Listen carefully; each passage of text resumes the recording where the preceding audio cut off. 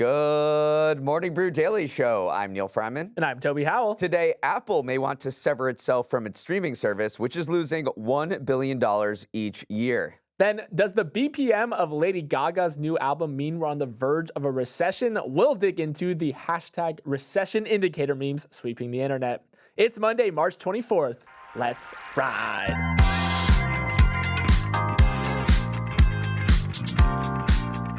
Hope you all had a great weekend, the first weekend of spring. Odds are you didn't make it to a movie theater. Disney's Snow White live-action remake pulled in just $43 million in its domestic box office debut. A really disappointing haul for a film the company spent nearly $300 million to make. In fact, the controversy-plagued Snow White posted the worst opening weekend of all Disney live-action remakes. Surely this will be the end of these remakes, Toby. I mean, I think you're spot on. Despite the controversies, people might just be a little over these things. I mean, how many uncanny valley CGI resurrections of our childhood favorites can the market stand? Disney is hoping at least one more, though, because we have a live-action Lilo and Stitch coming down the pipeline in May. So we'll see if this tepid box office reaction was just a Snow White thing or if it speaks to a broader live-action slowdown.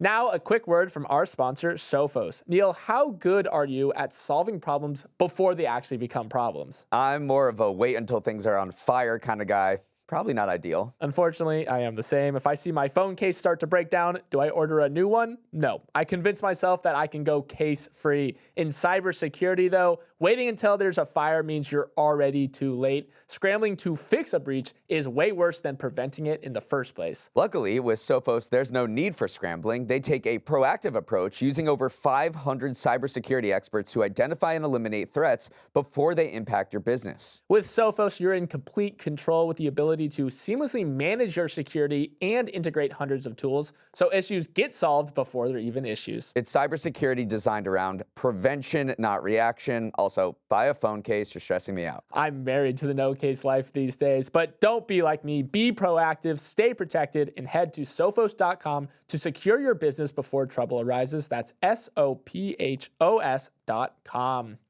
Getting the internet to agree on anything other than clowning that one dude's morning routine is a tough proposition. But right now, a lot of terminally online people are convinced of one thing. We are heading towards a recession. Why? It's not that any specific economic data points are flashing warning signs. Instead, the internet's prognosis is based on recession memes. Search for hashtag recession indicators on social media, and you might see people posting about Lady Gaga's new album giving recession pop vibes, or pointing to Jason Sudeikis redonning his mustache for a fourth season of Ted Lasso as signs that times are getting tough. While economists may look at yield curves in GDP growth, normal people, half jokingly and half seriously, take their cues from cultural trends, like how many people are spring breaking in Houston versus more exotic locales. At the core of these memes is a divergence in so-called soft data like consumer surveys versus hard data like jobs numbers, which are painting contrasting images of the economy right now. Citigroup's chief U.S. economist told Bloomberg, if you just look at hard data, you're looking at what happened a month ago, sometimes even 2 months. Surveys are telling you what people are thinking about the future. So, Neal, while the internet has surfaced these semi-serious data points that do speak to a wider anxiety people are feeling, hard economic data like employment numbers, manufacturing output, and inflation suggest the economy is in a relatively healthy spot. First of all, no shade on Houston. It seems like a perfectly fine place to go on spring break. They just had the world's largest rodeo there this past weekend and a couple weeks ago. There is a long tradition of economists not just using hard data, but also using behavioral measures to indicate whether the economy is growing or whether the economy is slowing. There's something called the lipstick index, which suggests that people buy more lipstick when things are in a downturn because it is just that little luxury that you can afford. The former Fed chair Alan Greenspan also coined the men's underwear index to find out whether how the economy is is doing by gauging men's underwear sales. There's also the hemline index theory, which posits that skirt lengths get longer during a downturn. So this is as old as the economics profession and field itself is looking at certain societal and behavioral attitudes and consumption trends to see how the economy is going. Music has been often thrown out there, and I guess this Lady Gaga album, people are pointing to that as one reason why they're feeling a little more uncertain about the economy. Yeah, a big one is music, because when times get a little tougher, we tend to prefer music that is slower, more introspective, more romantic, has more meaningful lyrics. When times are good, people prefer more upbeat songs, although it's not a perfect system whatsoever, because the top song in 2008 was Low by Flo Rida, so maybe people just thought I was talking about the stock market. But you are right that there are some uncommon recession indicators that people do like to look at. A lot of these are actual memes, like the lipstick index, the headline index. There is actual economic theories behind those things. But for instance, people saying Will Smith is getting back in the studio to drop a new album, saying, times must be tough, as if the Fresh Prince of Bel-Air is, getting behind the mic again. So I do think that there is truth in some of these, because it does speak to just broader cultural feelings that people are expressing online. But yeah, obviously, when you look at harder data, we can point to a lot of data points showing that the economy is doing just fine right about now. One area where you're actually seeing a significant slowdown in consumer spending is snacks. I don't know, should we just coin the snacks recession indicator? But to a T, all of these big consumer food companies have come out in the past 2 weeks saying we're seeing a big snacking slump. U.S. convenience store sales are down 4.3% over the past year. General Mills has come out and said people are buying less Cheerios and our snacks. JM Smuckers as well. Sales of their sweet baked snacks fell 7% in the most recent quarter. You go down the line. Campbell's is also forecasting a big snacking slowdown. So maybe you just learn the new indicator right here, which is a snacking slump. Apple TV Plus's Severance just wrapped up one of the buzziest seasons of television this year, but buzz isn't translating to profits. A new report from The Information revealed that Apple's streaming service is losing more than $1 billion annually 6 years after it was created. The report also found that Apple TV Plus has just 45 million subscribers, far lower than streaming competitors like Netflix and Disney Plus. For comparison, Netflix has over 300 million paying subscribers, and Disney Plus has 126 million. Now, some context is needed. Apple overall is one of the most profitable companies on earth, with net income of nearly $100 billion last year alone. A $1 billion loss will hardly make a financial dent. Plus, it's not out of the norm for streaming services to be unprofitable as they ramp up. Netflix, Disney Plus, Peacock, and others all lost billions of dollars for years until they started to make money. Still, given Apple TV Plus's shockingly bad performance, the entertainment industry is asking, why does this exist? Why is Apple lighting money on fire when there isn't a clear business case? Even competitors are throwing shade. In a recent interview, Netflix co-CEO Ted Sarandos said, "I don't understand it beyond a marketing play, but they're really smart people. Maybe they see something we don't." Yeah, what they're seeing right now is just money going up in flames, because 45 million subscribers isn't bad. Obviously, it's not Netflix numbers. Obviously, it's not Disney Plus numbers. But the issue is that Apple just spends so much dang money on their content. $5 billion production budget every year. They finally are pulling that back a little bit. They cut off $500 million from that budget, but they just can't do anything except for make the highest quality prestige TV. And I'm just going to go through some of the names that have been associated with Apple shows. Natalie Portman had an Apple show. Harrison Ford has an Apple show. Austin Butler, Barry Keoghan, Kate Blanchett, Jake Gyllenhaal, Colin Farrell, Brie Larson. These are the A-listers of A-listers. The problem is that if I stopped you and say, you have to answer this question correctly or else, you probably wouldn't be able to tell me what any of those stars, what shows they actually, starred in. So it's just indicative of it's condemning the entire project if you are having these great shows coming out and you have 45 million subscribers, but none are really leaving a lasting impact that you would hope given the monetary output that you are expending here. So there is a theory why Apple has rolled out a streaming service. It's no secret. It's basically the Costco hot dog and soda idea, where you get people into your ecosystem so they buy other their products. The goal for Apple is obviously to sell as many smartphones and computers as possible. The theory is that if you get people hooked on your streaming service, then they will buy your gadgets as well. The thing is, that hasn't necessarily panned out, or actually, we don't know, because according to this information report, Apple doesn't have the data to show whether its streaming subscribers are buying their products or staying within their ecosystem. So they are living in this foggy situation that no one has much clarity on. The fact that they don't have data on this is quite damning, because that is the first thing you'd want to check, whether your streaming service loss leader Costco hot dog and soda combo is actually bringing people into your business. It could just be a velocity issue too, because if you look at the Netflix top 10 page, that is a very fiercely fought over area of real estate, that when you open the Netflix app, what's new and fun for this week, and that rotates through very frequently because just the sheer amount of output that Netflix is putting on their platform. If you look at Apple TV Plus's top 10 shows, you know what comes in at number 1 is Severance. Number 2 is Ted Lasso, though, which hasn't released an episode in almost 2 years now. So they went the low volume, very high quality approach, and maybe that's just not the correct approach to resonate with consumers. Moving on, George Foreman, the heavyweight boxing champion turned grilling magnate, passed away on Friday at the age of 76, leaving behind a legacy as unlikely as it is impressive. Foreman's exploits in the ring included an Olympic gold medal and an improbable return to his championship-winning ways at the age of 45. But for a generation of home cooks, he was known more for the George Foreman lean, mean, fat-reducing grilling machine than for his right hook. Introduced in the mid-90s, the portable grills, small enough to fit on your kitchen counter, became synonymous with the charismatic boxing star. A generation of infomercials seared the catchphrase, "It's so good I put my name on it," into the minds of many an aspiring panini maker. Since its introduction, over 100 million units have been sold worldwide. Part of the reason for its success was that it was truly a revolutionary product. Indoor grilling was not a thing before the Foreman grill, and its electric-powered design pioneered the smokeless grill kitchen category. Despite Foreman's passing, the grill's legacy is still alive and well today. It remains a bestseller on Amazon and still bears the boxer's name.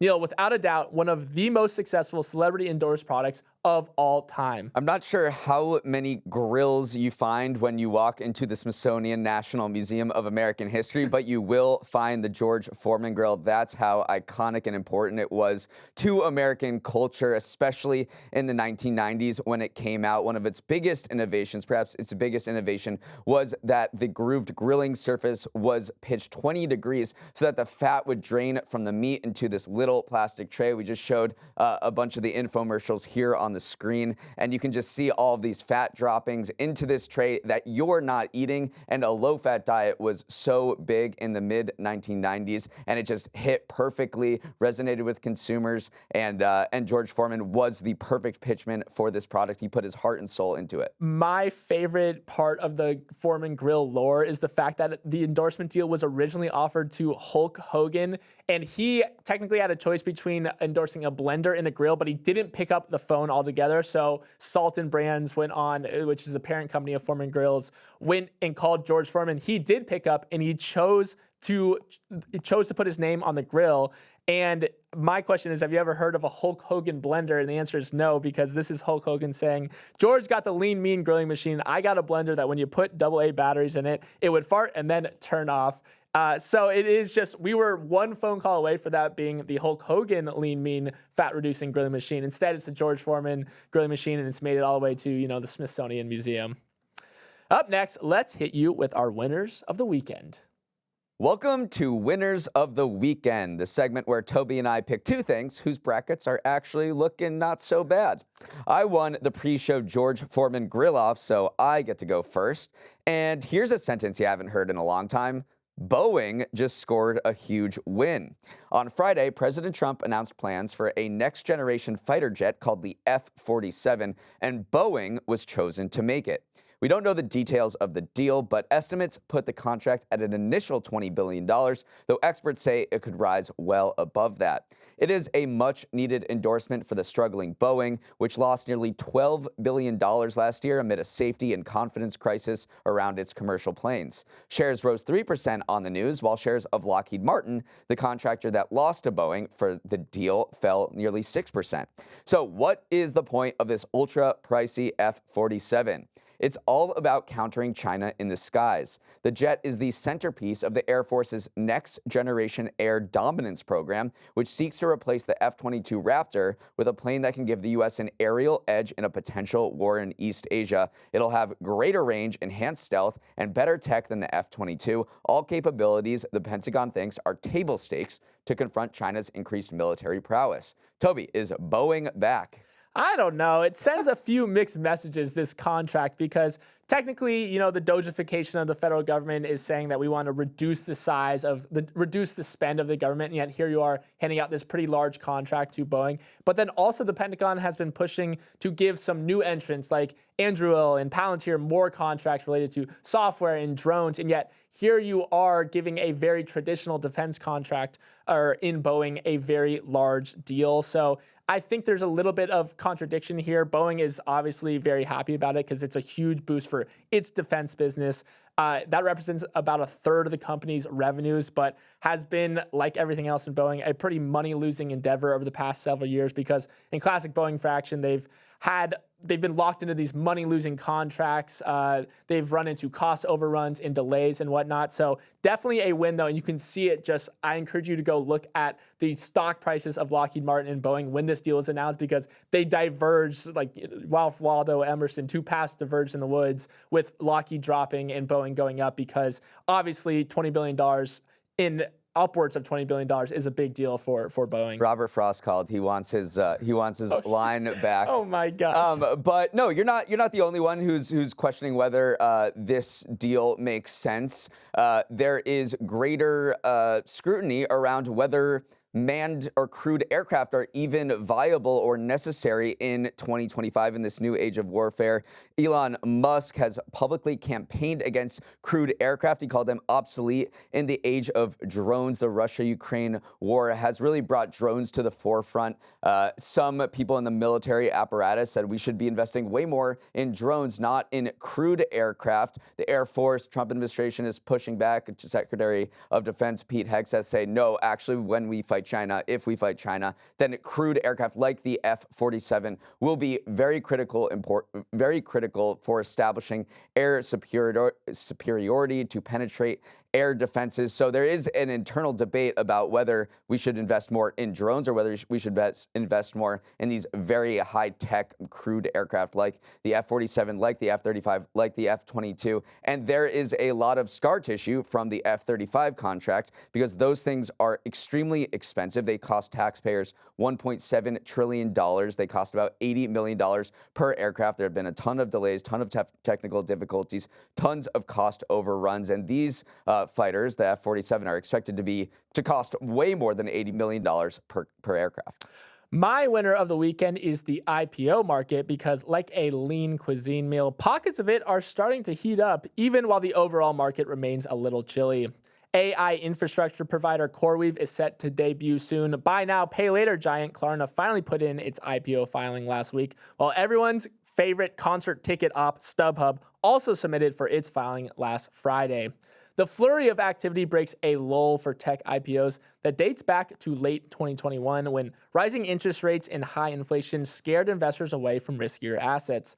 Many were hopeful that the incoming administration would usher in a better environment for public debuts, but that hasn't quite been the case so far due to the market-roiling trade agenda.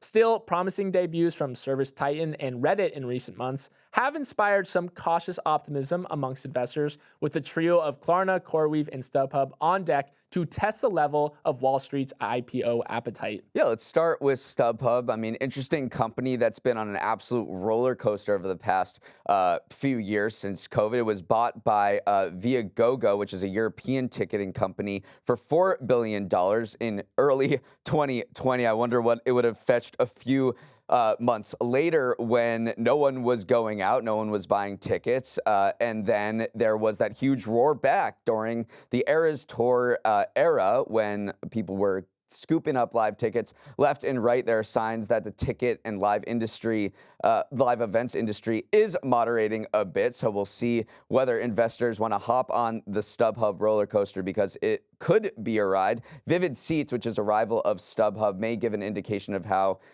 what the appetite is for this kind of company. Its stock price has fallen more than 45% over the past year. It's reportedly seeking a buyer. So that's sort of the StubHub S1 prospectus that I just gave you right there. I mean, I do think StubHub needs to write a thank you note to Taylor Swift because 10% of the group's annual ticket sales came from 2023's Eras Tour. So it truly was one of those driving forces that turned around the prospects for this company. Another big name that I mentioned was CoreWeave. CoreWeave is looked at as this almost bellwether for the AI IPO scene.